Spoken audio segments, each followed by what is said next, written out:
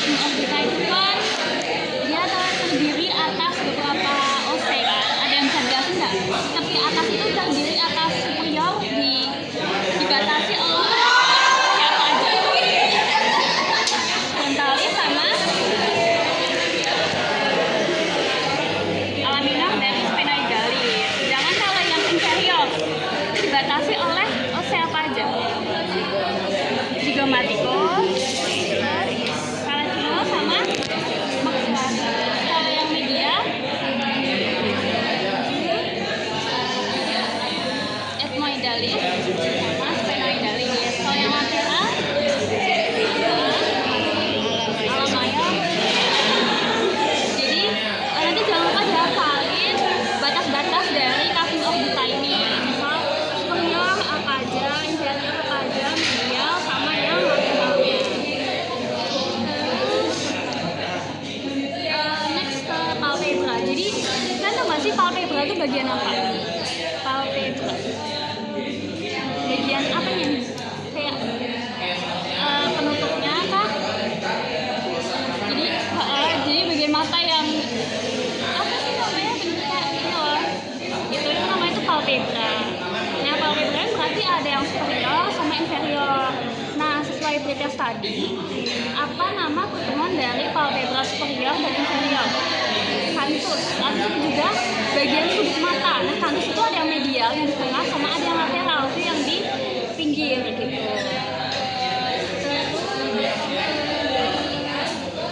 Kalau rima palpebra, ada yang tahu nggak rima palpebra itu apa maksudnya? Bagian yang kebuka itu ya. Nah bagian yang kebuka tuh rima palpebra. Kita membahas beberapa glandula yang ada di mata. Beberapa glandula yang di mata yang menghasilkan yang muaranya itu ada di sekitar kelopak mata, sekitar bulu mata. Ada yang tahu nggak? Ada 3 ya, sama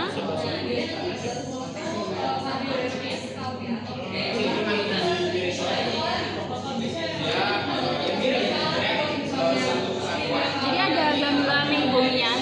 Jadi semua glandula ini tuh fungsinya sama, dia muaranya ada di sekitar iris, jadi kayak bulu mata gitu, yang fungsinya untuk agar mata kita tuh nggak terlalu kering gitu. Jadi butuh suatu glandula untuk menghasilkan ya semacam sweat, kayak sweat apa ya,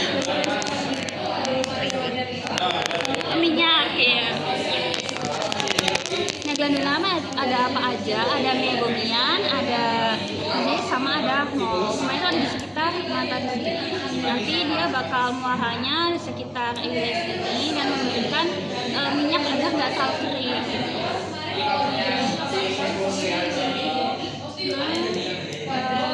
Next kita ke muskuli palpebra. Jadi kan palpebra atau kelopak mata kita tuh butuh suatu otot agar bisa menutup ataupun membuka. Nah ada yang musculus levator superior, ada juga yang inferior. Nah superior ada nggak apa aja?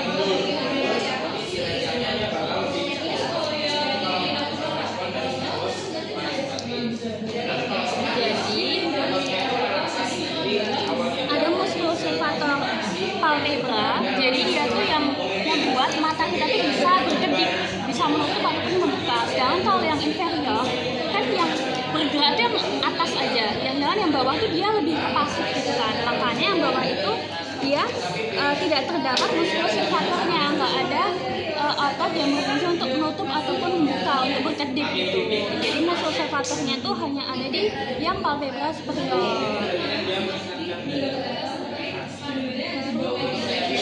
Itu nggak nama dari pertemuan antara konjungtiva palpebra superior sama inferior? Pertemuan antara konjungtiva palpebra superior, palpebra dan konjungtiva bulbar. Jadi antara konjungtiva di palpebra dan konjungtiva yang di bulbus ya. Fornix konjungtiva. Jadi fornix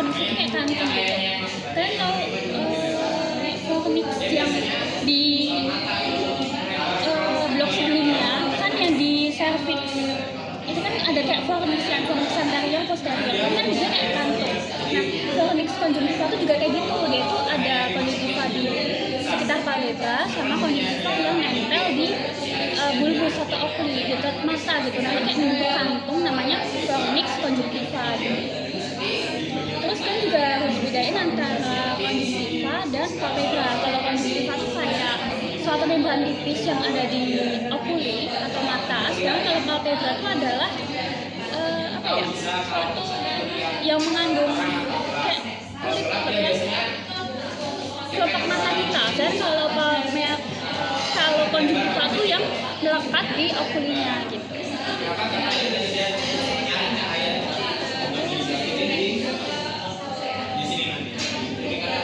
Tadi kantus udah, hikmak udah, terus-terusnya refraktor berarti cuma ada yang di superior, terus jangan lupa fornixnya sama ini. Kalian kan tadi di Ailes itu kan ada muara dari beberapa glandula ya, ada glandula Moll's sama Meibomian. Dan ini kalau dia itu mengalami inflamasi, ada yang namanya blepharitis anterior ataupun posterior. Jadi kayak di bagian dekat Ailesnya itu dia kayak inflamasi, merah-merah, karena kemungkinan glandulanya itu untuk bagian ekskresinya dia tuh kayak tertutup gitu, jadi dia tuh merah-merah gitu.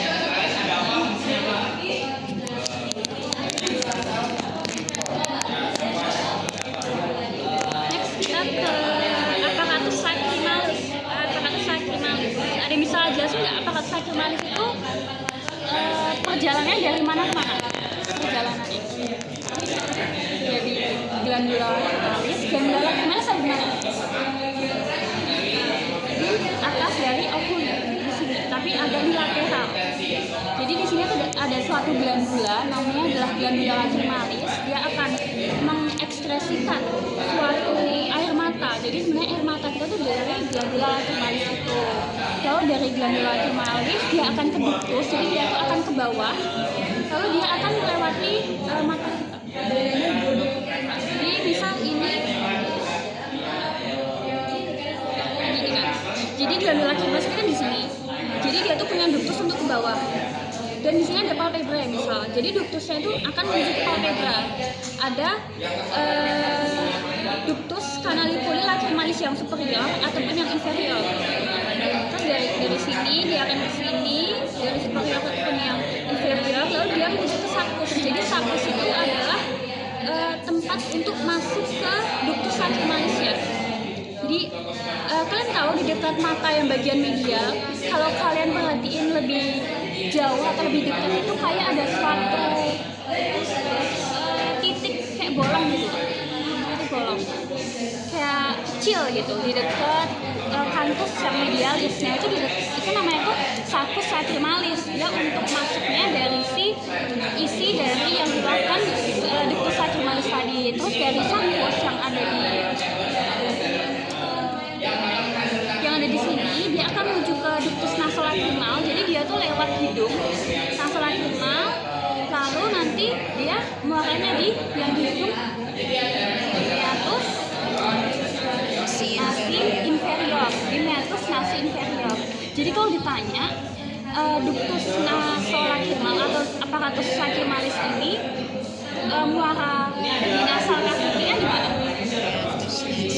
Meatus nasi inferior. Meatus nasi inferior. Terus ini juga ada hubungannya, misal kalian menguap, kan kalau kalian menguap kan kayak ngeluarin air mata gitu.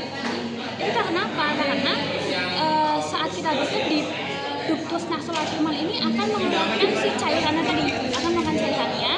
Jangan saat menguapkan kita kayak membuka mulut kita dengan lebar, lalu sedikit terus dengan membuka itu kayak menekan dari si ductus nasolacrimal yang ada di sini. Jadi kayak cairannya tuh nggak bisa menuju ke meatus tadi, makanya dia tuh akan membalik ke mata bagian superior atau inferior, lalu jadi banyak cairan kan di situ. Makanya jadi terasanya kayak agak manis gitu kalau nguap gitu, nguap karena capean ataupun ngantuk.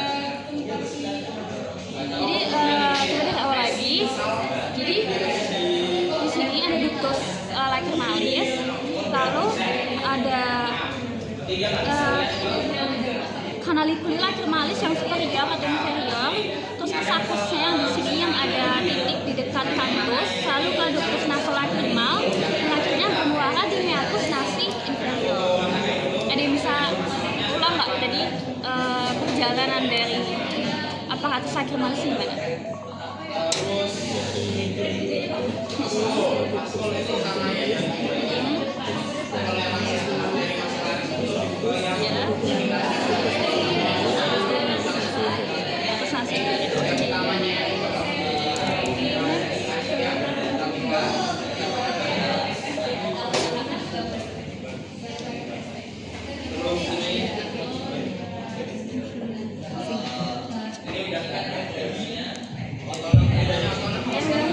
Udah selesai kita. Dikit lagi ya. Jadi bisa si sakus tadi dia tuh kayak ada inflamasi atau perjalanan menuju ke meatus nasinya tuh kayak apa ya? Ada stenosis gitu.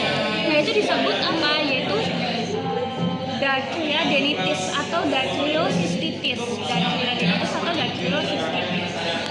Jadi bentuknya kayak di bagian sininya tuh menonjol, mungkin cairannya tuh nggak bisa menuju ke bawah gitu. Jadi